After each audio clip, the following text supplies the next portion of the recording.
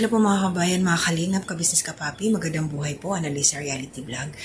Bago ko ako matulog ngayon, naka-upload na po yung isang video ko. Hahabol po ako doon sa mga time na hindi ako masyadong nakapag-upload, sobrang busy at nawala din kami ng kuryente. Alas 3 na po ng madaling araw dito, 3:18, so patulog na ako. Pero sasalang ko muna itong isa kong reaction. Pero bagong lahat, good morning po dyan sa Pilipinas. Lahat po naman nakasuporta sa akin. Mga ka-business supporters, kalingap supporters, kila Kuya Bal, good morning po sa inyong lahat. And shout out po. And ito na ngayon, pasensya na, bibilisan ko na lang po ito. Napanood ko kasi yung upload ni Starax TV. Nakasalubong niya yung bata, si Patrick Bayona, na galing sa duty niya, naglalakad. At siya, pawisan nga ay pagod. Nakapag-usap sila. So, mayroon po akong kinuhang clip. Shoutout po kay Kuya Starax TV. Salamat po. And then, kasi ito si Patrick, hirap siya sa financial. Kung napanood niyo po yung mga vlog ng nakaraan, nung ano ba tawag dito? Nag-cupping and pinning sila doon sa course nila dahil student nurse na siya ngayon, kasabayan ni Joy. Wala nga, pinanood ko yun, wala siyang kasamang kamag-anak. Nabanggit din dito sa kanyang vlog na siya lang talaga solo. At doon nung gabi na may pa-dinner, sila Joy may nag-sponsor, nandun tong batang to si Patrick. So, para po doon sa mga hindi pa nakakaalam, yung batang to, sa naaalala ko, binalikan ko talaga, tinanap po sinigurado ko.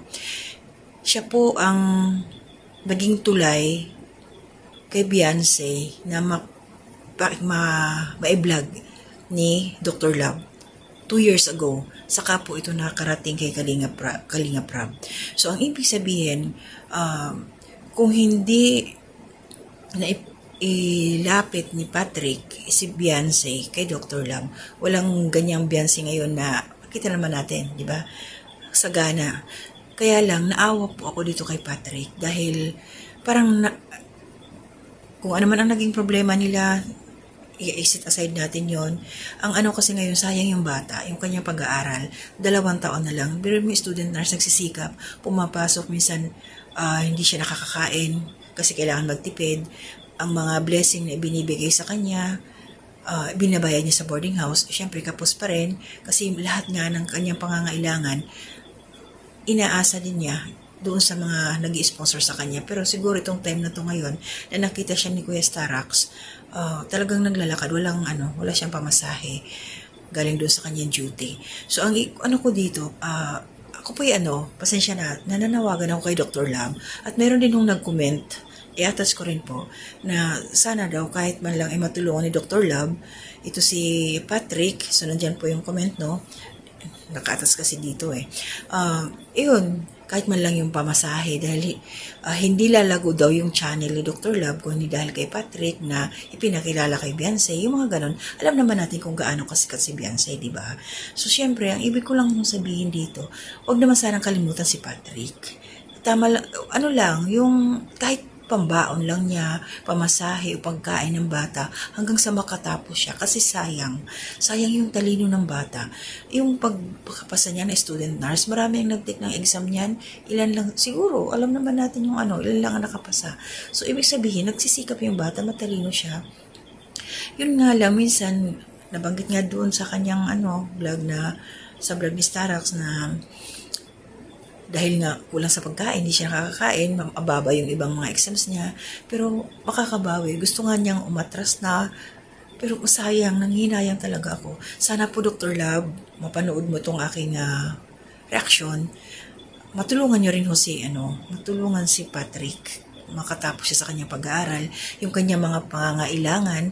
At salamat din kasi nung nag-vlog ito si Kuya Starax TV, mayroon kaagad tayong mga kababayan, may isa kaagad na nagpaabot ng blessing, nakatanggap niyo yung bata ng 10,000.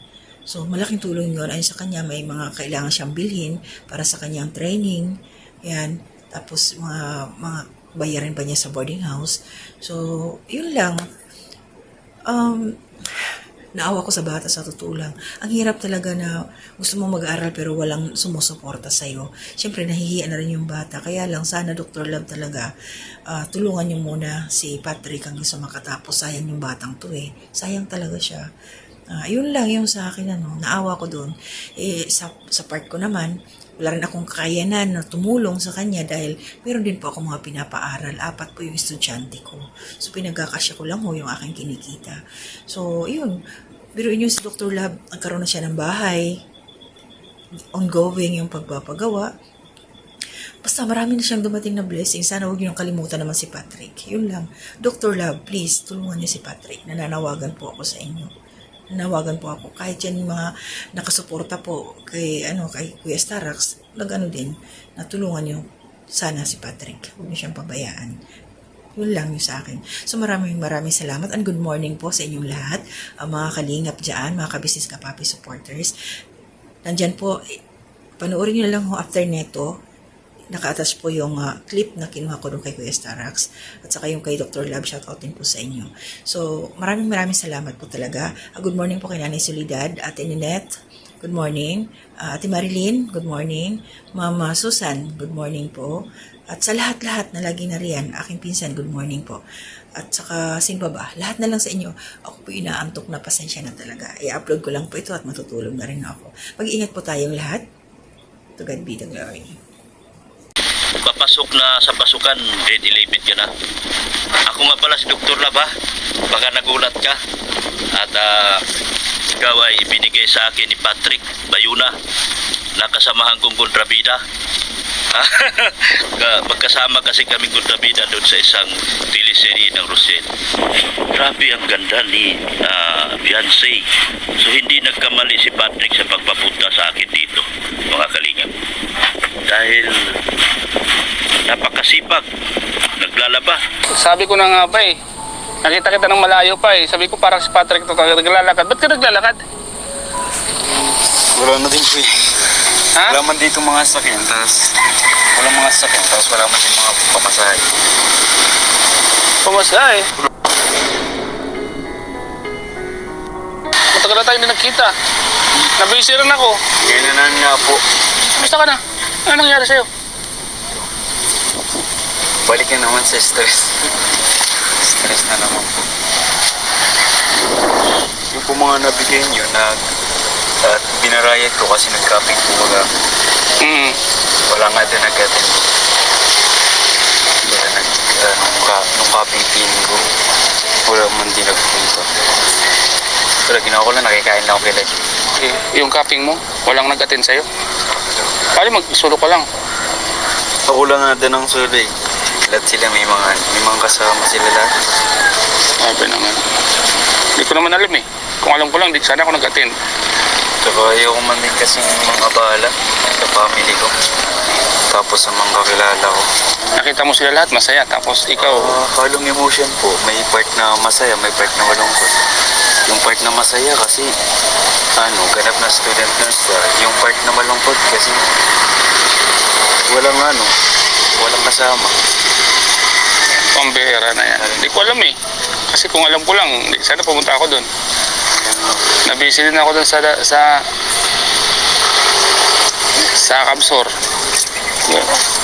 Ganap na nurse ka pati meron ka ng Patrick B. Bayuya.